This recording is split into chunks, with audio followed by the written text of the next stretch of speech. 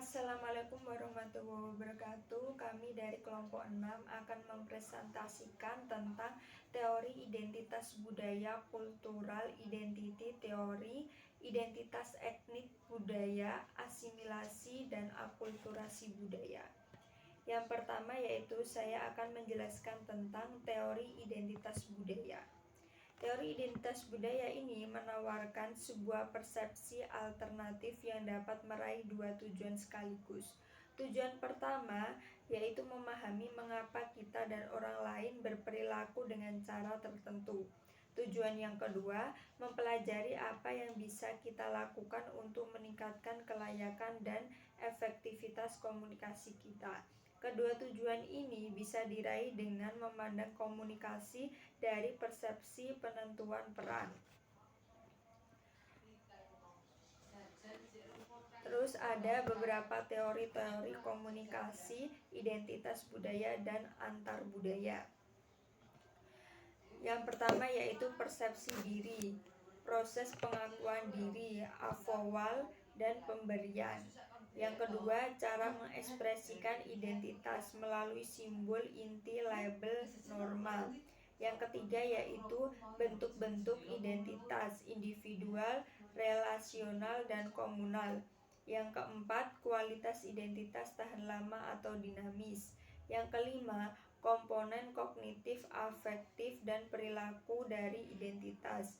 Yang keenam, tingkat isi dan hubungan interpretasi. Yang ketujuh yaitu perbedaan-perbedaan kemenonjolan dan intensitas. Selanjutnya, identitas budaya memiliki 7 karakteristik. Yang pertama, persepsi diri yang berupa penggambaran diri sendiri maupun dari diri seseorang.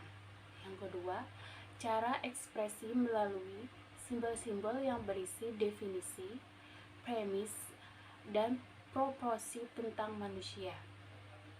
Yang ketiga, bentuk identitas yang dilihat dari sudut pandang individu tentang makna menjadi warga Amerika atau Indonesia.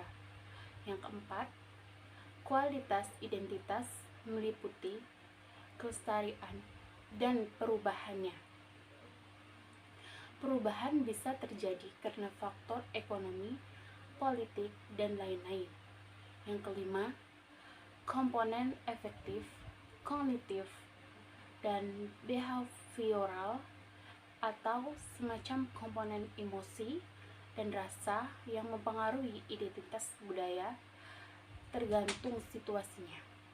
Yang keenam, isi dan hubungan pesan yang dikomunikasikan selain mengandung informasi juga implikasi siapa yang mengendalikannya. Yang terakhir, perbedaan kemenonjolan dan intensitas tergantung pada konteks. Selanjutnya, identitas budaya di Indonesia. Indonesia sebagai sebuah bangsa dalam kategori Javidi dan Javidi bangsa timur atau high contact culture. Menurut istilah Porter dan Samover, sebab ikatan-ikatan antara pribadinya akan memperlihatkan karakteristik konsep diri sebagai homogen dengan individu lain, bagian dari kelompok yang memiliki sifat hubungan yang vertikal. Konsep ini dipandang tidak penting. Saya Nanda Widya Nur Habibah, NIM 933511819 akan menjelaskan tentang identitas etnik budaya. Identitas etnik sendiri bisa dilihat sebagai kumpulan dari ide-ide tentang keanggotaan grup etnis yang dimiliki oleh seseorang, biasanya termasuk dalam beberapa dimensi, yaitu identifikasi diri, selanjutnya pengetahuan tentang budaya etnis seperti tradisi, kebiasaan, nilai, dan perilaku. Yang terakhir ada perasaan mengenai kepemilikan atas etnis tertentu. Memiliki identitas etnis sendiri berarti memiliki rasa memiliki terhadap kelompok tertentu dan mengetahui sesuatu tentang pengalaman berbagi di daerah dan di antara anggota kelompok itu. Dan selanjutnya ada pendekatan terhadap identitas etnis. Di sini ada dua pendekatan terhadap identitas etnik, yaitu pendekatan objektif secara struktural dan pendekatan secara subjektif atau fenomenologis. Nah, pendekatan subjektif ini menganggap etnisitas sebagai sesuatu yang dinamik. Lalu selanjutnya juga ada interaksionisme simbolik. Esensi interaksi simbolik sendiri adalah suatu aktivitas yang merupakan ciri khas manusia, yakni berkomunikasi atau pertukaran simbol yang diberi makna. Perspektif interaksi simbolik berusaha memahami perilaku manusia dari sudut pandang subjek. Perspektif ini menyarankan bahwa perilaku manusia harus dilihat sebagai proses yang memungkinkan manusia membentuk dan mengatur perilaku mereka dengan mempertimbangkan ekspektasi orang lain yang menjadi mitra interaksi mereka. Definisi yang mereka berikan kepada orang lain. Situasi, objek, bahkan diri mereka sendirilah yang menentukan perilaku mereka. Perilaku mereka tidak dapat digolongkan sebagai kebutuhan, dorongan impuls, tuntutan budaya, atau tuntutan peran. Manusia bertindak hanya berdasarkan definisi atau penafsiran mereka atas objek-objek di sekeliling mereka. Tidak heran bila frase definisi situasi realitas terletak pada mata yang melihat. Dan bila manusia mendefinisikan sesuatu yang real, situasi tersebut real dalam konsekuensinya. Sering dihubungkan dengan interaksionisme simbolik. Assalamualaikum warahmatullahi wabarakatuh. Di sini saya Nur Fatona akan menjelaskan tentang asimilasi dan akulturasi budaya. Istilah asimilasi berasal dari kata Latin assimila yang berarti menjadi sama. Kata tersebut dalam bahasa Inggris adalah assimilation, sedangkan dalam bahasa Indonesia menjadi asimilasi. Dalam bahasa Indonesia, sinonim kata asimilasi adalah pembaruan. Umumnya, definisi asimilasi dan akulturasi yang digunakan pada beberapa buku teks pelajaran di Indonesia mengacu pada apa yang dikemukakan Keanjaraningrat dalam bukunya Pengantar Ilmu Antropologi 1980 berikut yang dijelaskan mengenai definisi kedua istilah tersebut.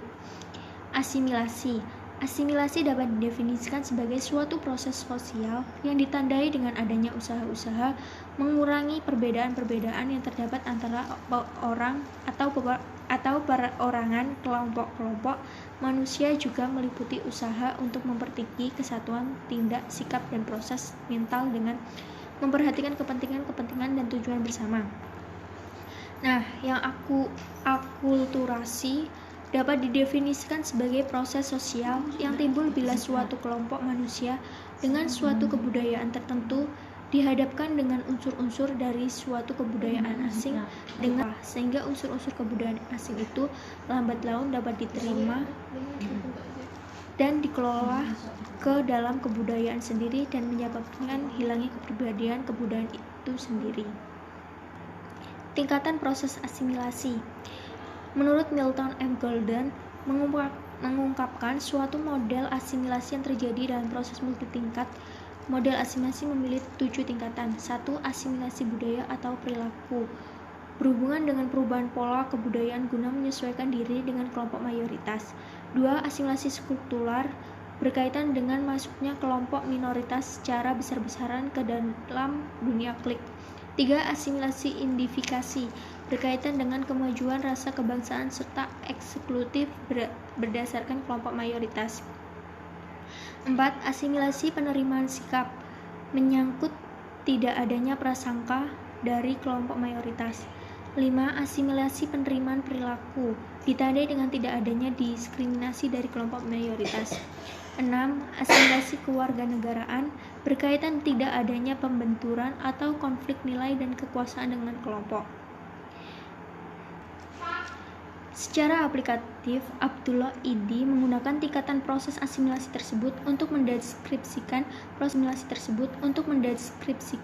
proses asimilasi etnis Cina dan Melayu di Bangka dengan hasil sebagai berikut.